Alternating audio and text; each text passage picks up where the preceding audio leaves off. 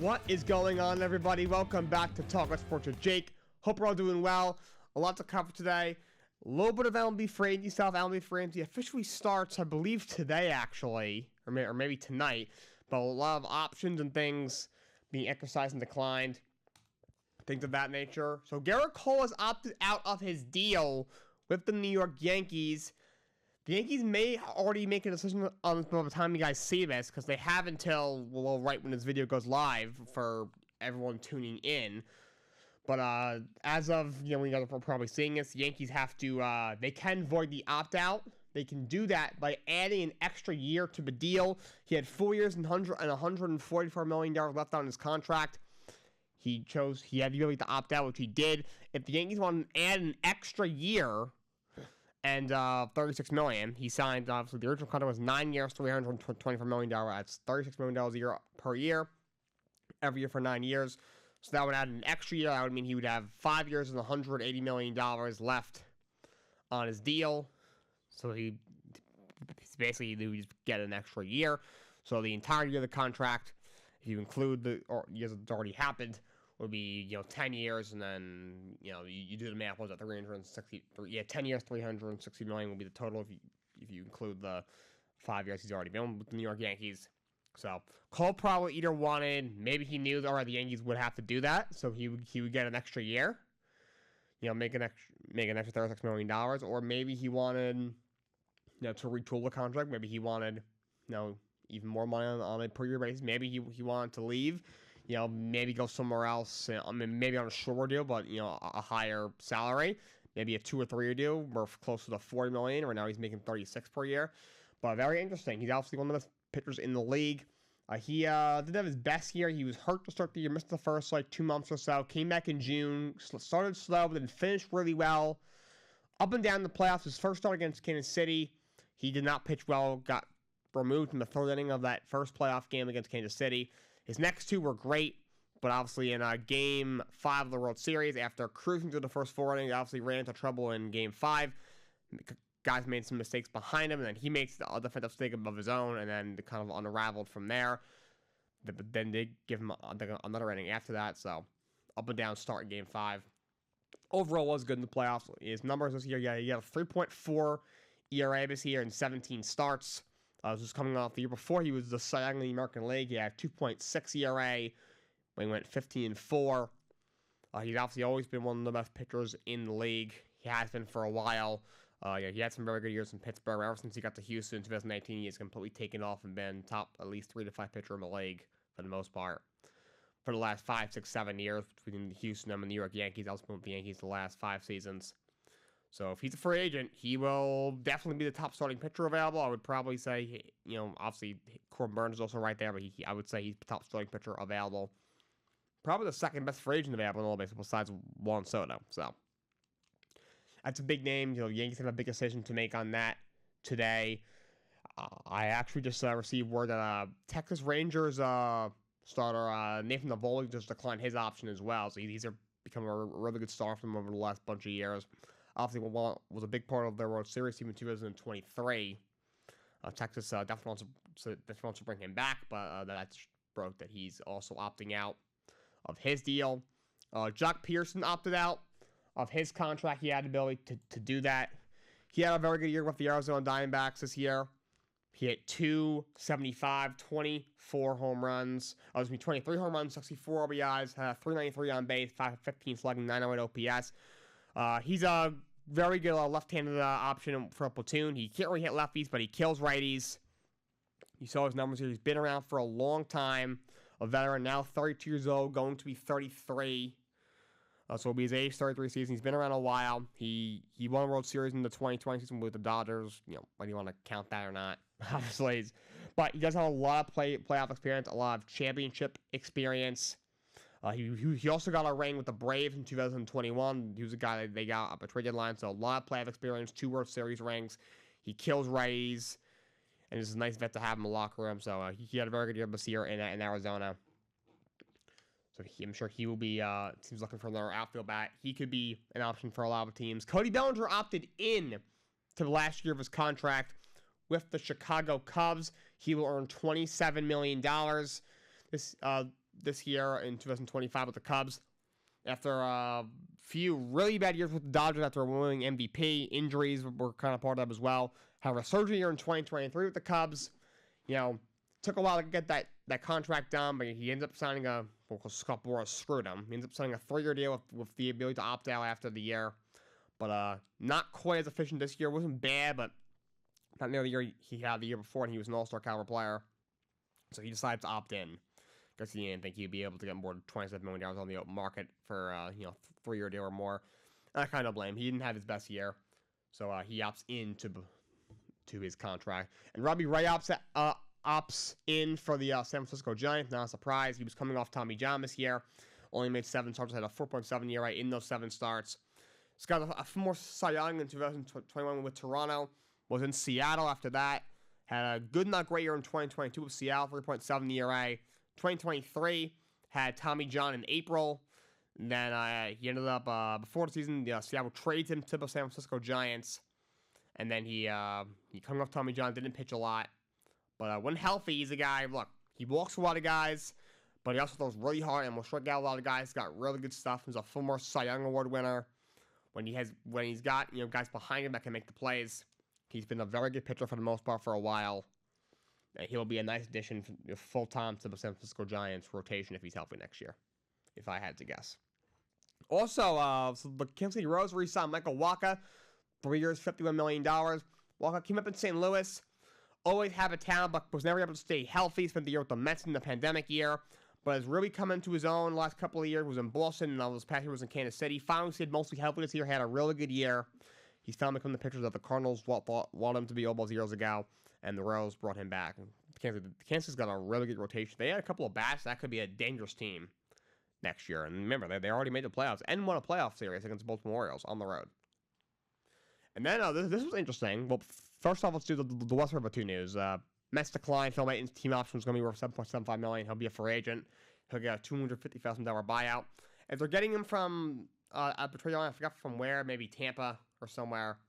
Actually pitched very well in the regular season for the Mets. After they got him in late June or early July, he had a 1.9 ERA, but was absolutely horrible in the postseason, so the Mets let him go.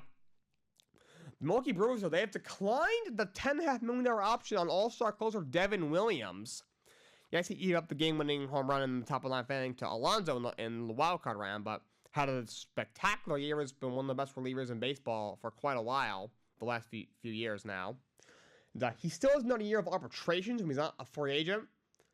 So maybe Milwaukee's thinking, because he's probably going to make around $8 or $9 million in arbitration. So maybe they think they could save a couple dollars that way. But I'm hearing he could be a trade candidate, and I do think he will be moved. Over the last few years, Milwaukee has been cutting salary a lot. A couple years ago, you traded star closer Josh Hader in the middle of the season when you were in first place. You trade him to the Padres, of course now he's in Houston. Prior to this year starting, obviously, you make a regime change. David Stearns leaves to be the president of baseball with the Mets. You do not renew Craig Counsell, your manager Craig Counsell's contract. He decided to leave to go to the Chicago Cubs. You promote Pat Murphy to manager. You got Matt Arnold run the show and run the baseball ops now over there. And you trade your ace Corbin Burns to the Baltimore Orioles for a couple of prospects. So you've been making a bunch of moves lately. You've been, obviously you non-tender Robbie Tellez. You had non-tender with him. So they've been moving pieces for a couple of years now. First was Hader, then was Corbin Burns. Devin Williams is probably the next one to fall. He was him last year of his deal. If they didn't want to pay him $10.5 million for a guy who's probably worth a little more than that. I mean, Hader got, 5 for 90 from the Astros? It's, $18 million a year? So Devin Williams is probably worth a solid $15, $16, $17 million a year. And the Brewers don't want to pay him $10.5. Going to last year's deal, Milwaukee's been has lost in the first round, the last 3-4 times. They've not been able to have a deep playoff run, really since, 2018, whatever it was, when they went to Game 7 against the Dodgers in the pennant. So, it might be a retooling time. Willie Adames had a career, the shortstop. He's a free agent. It's a young team who's probably embracing the youth movement. So Devin Williams will probably be a trade candidate. I could see him being traded before the winter meetings even start. They're like December 6th or something. I could see him being traded in the next month. I think that's possible. A lot of teams could use a lockdown closer like that. So that is what we got for MLB free agency. And then one more move that was made was Jorge Soler being traded. Braves traded him to the Angels for Griffin Canning. That was a kind of an odd trade for the Angels. Canning didn't have a great year. He had nearly over 5, like most of the Angels staff. But he's shown flashes in the past. You know, he's been there since 2019. I mean, he got a 3.9 in the pandemic year. I mean, 2023, had some injuries, only 22 start, but had a 4.3 ERA. You know, helping us here, but only a 5.1. He's showing flash. He's still 28, going to be 29. So, you know, could be a guy, you know, you maybe get one more look at. But Soler's obviously, he's been around a while. He's going to be 33 years old. Now, he's got a lot of playoff experience. He's a former World Series MVP in 2021. He's bounced around with Chicago, Kansas City, Atlanta, San Francisco. This past year, he hit 241, 21 homers, 64 RBIs. So he's a solid middle of the order bat for pretty much anybody. He had signed with the Giants this year, but then he eventually gets traded to the Braves for the second time in his career mid-season this year. You know, he's a solid middle of the order bat. He's got a lot of power. But he's also going to be 33 years old. I'm not sure what the Angels would trade a soon-to-be 29-year-old starter. But it's showing flash that he could be a decent starter for a 33-year-old DH. That didn't make a lot of sense with, you know, 2 years left on his deal. I didn't think that made a lot of sense. You know, so I guess Atlanta wants some pitching depth. Then maybe that's to lose Max Fried for agency. So you pick up Griffin Canning for some depth in your starting rotation. The Angels, I mean, I guess it gets you, for a team that's, you know, had such bad pitching for so long, I'm not sure why you would trade a starting pitcher on the right side of 30 for a 32-year-old DH, though. I'm not really sure what the Angels are trying to do there. All right, so a couple of random stuff. Bob Costas is retiring as a broadcaster from play-by-play broadcasting with baseball after 44 years. Bob Costas is an absolute legend. He called a little bit of flack for not being super enthusiastic this year when it comes to his play-by-play broadcasting in the playoffs, but he's broadcast the same way for 44 years.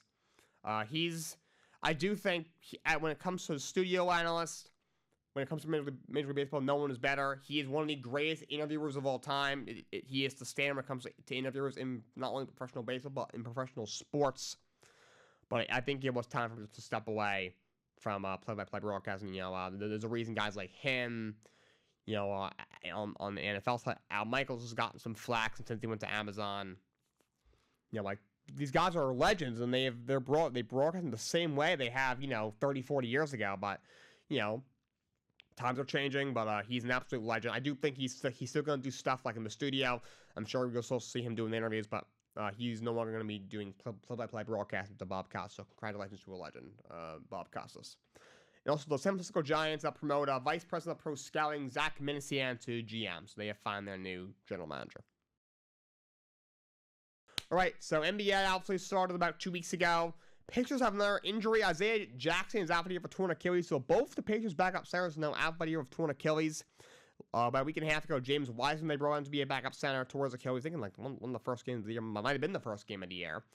Now Isaiah Jackson. That's a bit of a tough loss for the Indiana Pacers. Jackson had a pretty good year last year. He's, you know, showing flashes, you know, obviously still very young.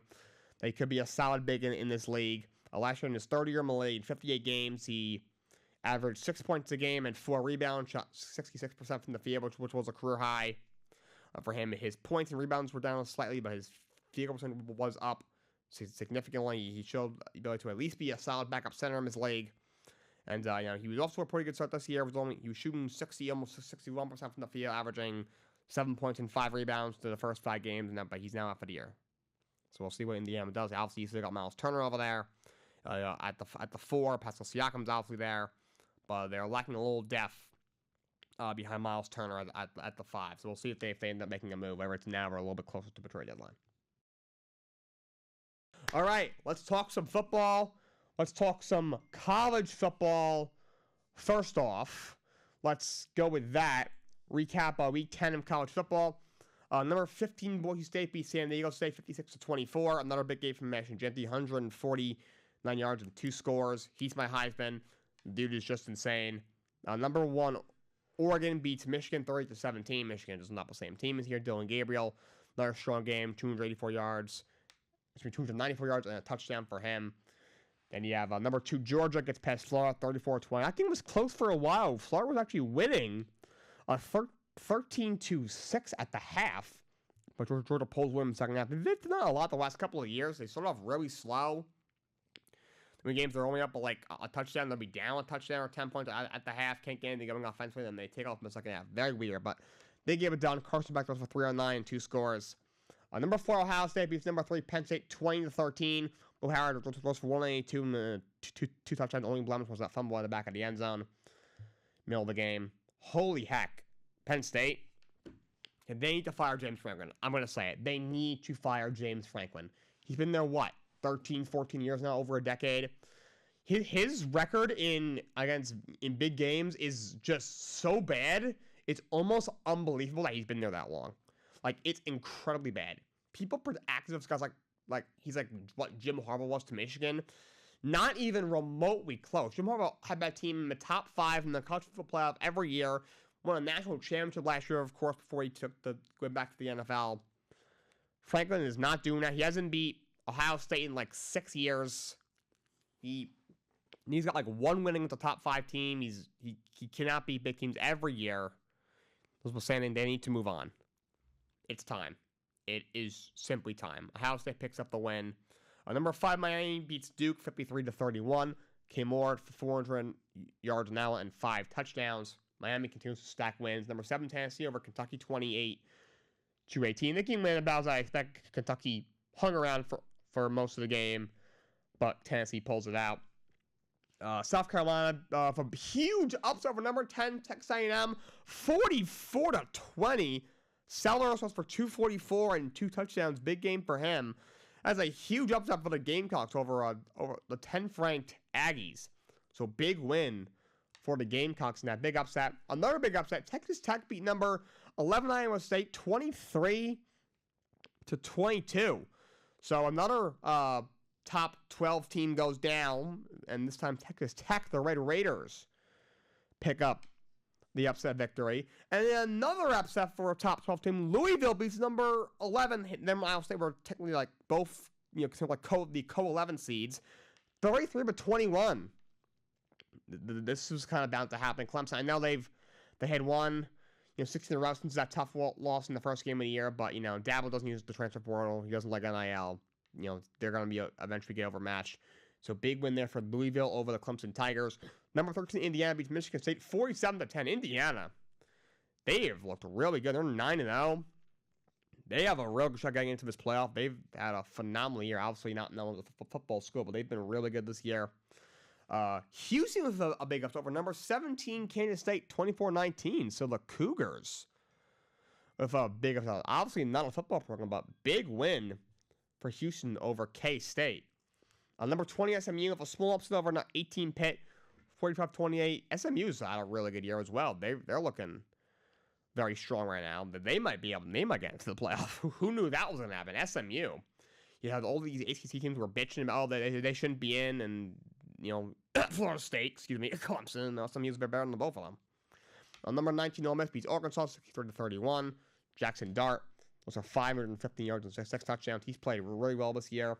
Army with another win. Number 21, Army beats Air Force 20-3. Army 8-0. They continue to pile wins. Good for them. And then Minnesota with an upset over number 24, Illinois 25-17. So a wild week of college football. That leads us to the AP rankings this week. Top 2 remain Oregon and Georgia. Ohio State slips up to number 3. Miami slips up to 4. Texas up to 5. Penn State falls to number 6. 7 remains Tennessee. Indiana shoots up to 8th in the country. BYU remains at 9. Notre Dame, let's slip down to 10th during their bye. Alabama remains at number 11. Boise State up to number 12. Boise State running out the top 12. Remember, the country will play at the top 12. SMU shoots all the way up to 13th in the country, so good for them.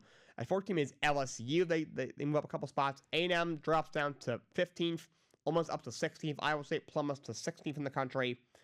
They're 17th. 18th is Army. Army 18th in the country. Clemson plummets down to 19. At 20th is Washington State. Colorado up to 21st in the country. Kansas State drops to 22nd. Pitt is down to 23rd. Vanderbilt remains at 24th. And Louisville is now in the rankings at 25th. All right, let's recap Week 9 of the NFL. Of course, Monday Night Football is tonight. Chiefs and Bucks. Thursday Night Football, the Jets shocked the world and shocked me. Beating the Texans 21-13. So Aaron Rodgers, after a rough first half, played a lot better in the second half. Just Packers had 8 sacks. So think about a very surprising win over the Texans. That's a bad loss for the Houston Texans. That offensive line needs a lot of work. Now, Kenyon Green, their starting guard's probably going to be out for the year for shoulder injury. You have 8 sacks to C.J. Stroud. Stroud's been struggling a little bit, and now he's got some injuries. His top 2 receivers are Nico Collins is on injured reserve, though he may come back next week. And this upcoming weekend, Stephon Diggs is now out for the year, so the only real receiver he's got now is Tank Dell. Joe Mixon at one point missed some time. Of course, now he's back. But also that line is not doing him any favors either. So offensively, they have some issues to work out. Falcons beat the Cowboys 27-21. They improved to 6-3. That Dallas team, they are not good. Mike McCarthy's a horrible coach. Dak, who got nicked up in the game. Another game where he did not play well. CB Lamb got hurt in the game, their star receiver. That's not good. They can't run the ball. They benched Zeke for disciplinary reasons. Apparently, he missed the practice, which is the final straw with them. His career might be over. We go down. I don't hate the talent, but, guys, a 5th-round pick for a reason.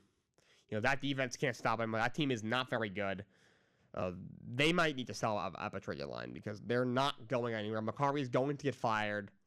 He's been fired 2 years ago, but Joe Jones hates firing coaches when for their contracts out, even no matter how bad they are.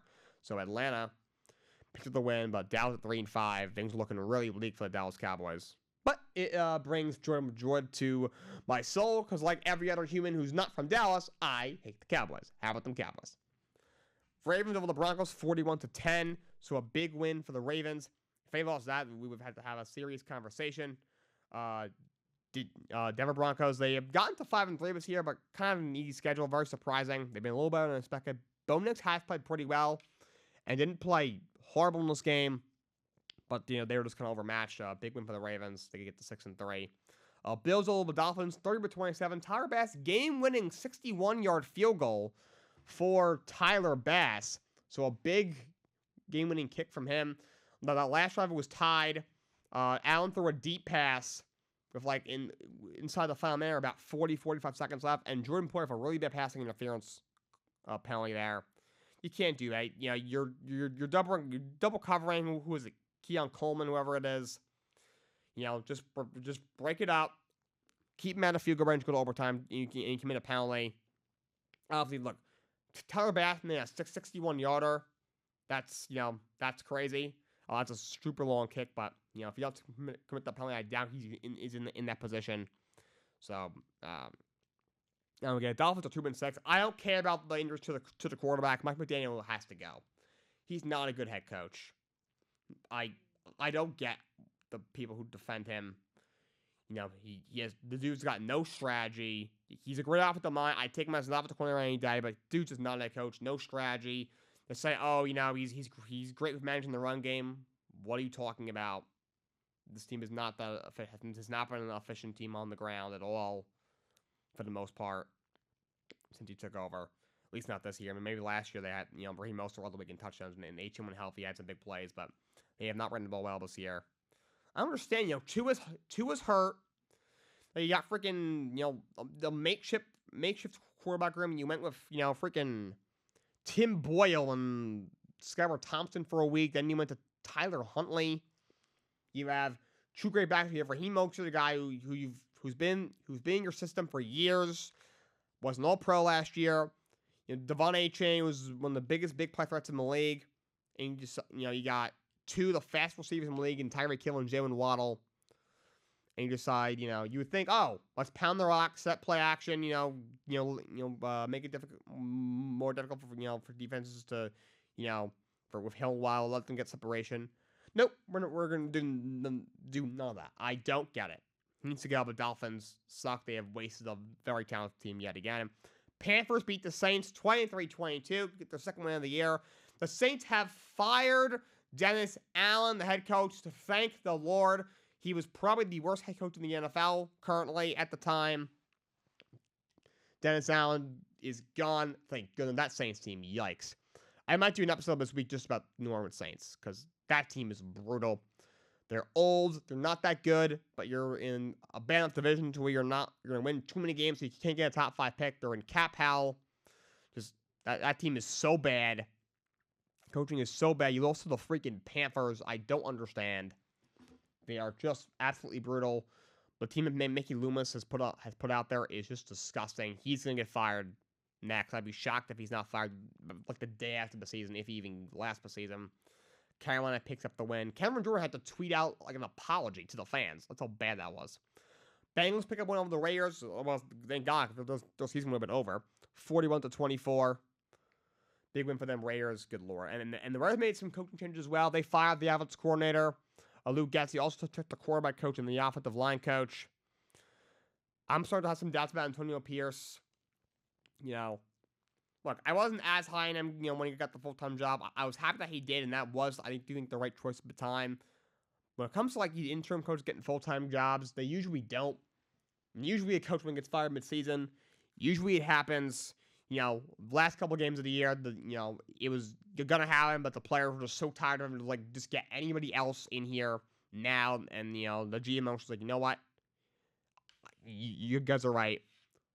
But we'll tell him to pack his bags. The season's already over. It's week 15. The team's 3-10 or 3-11. And the guy they just throw in there, tell him, do your best. And then, after the year, they bring in a different guy who brings in his own staff. Very rarely does, obviously Pierce is a different thing. Obviously the whole stuff with John Gruden happened, which, that's too far back, but, the stuff with Josh McDaniels happened. So you had to, so he gets fired, pretty early on in the year.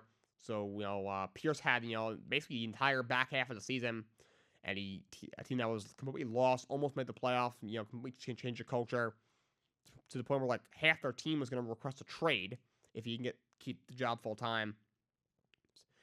He gets the job, and obviously it's been really bad. I mean, they have no quarterback. He started with Gardner Minshew, then he benched for O'Connell, and O'Connell gets hurt, so you go back to Minshew.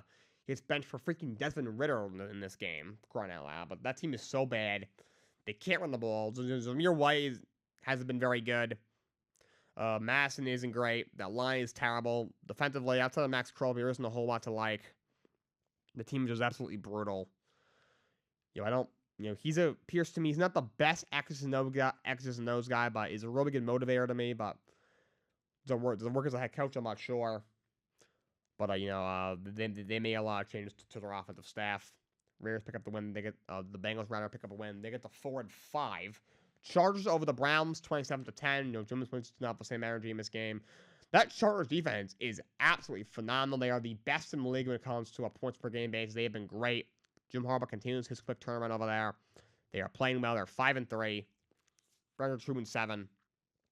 So they ran the Magic. Commanders over the Giants, 27-22. Another strong game from Jaden Daniels. They're 7-2. They are 7-2. Daniel Jones finally threw a touchdown pass at MetLife Stadium. It has happened. The dude in the first half had 0 yards and 1 touchdown. That's almost hard to do. That's crazy. The Giants lose by 5 in this one. They are 2-7. That offense just can't stop anybody. The defense didn't play well in that game either. They must be exhausted.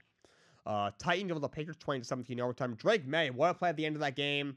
And the final play of the game on what was it, 3rd and goal or 2nd and goal, to scramble around there and somehow get it to Ramondre Stevenson. But in overtime, Titans go down and get a field goal. They pick off Drake May, and that wasn't a great call. I'm not sure why you're chucking it deep, on 2nd down.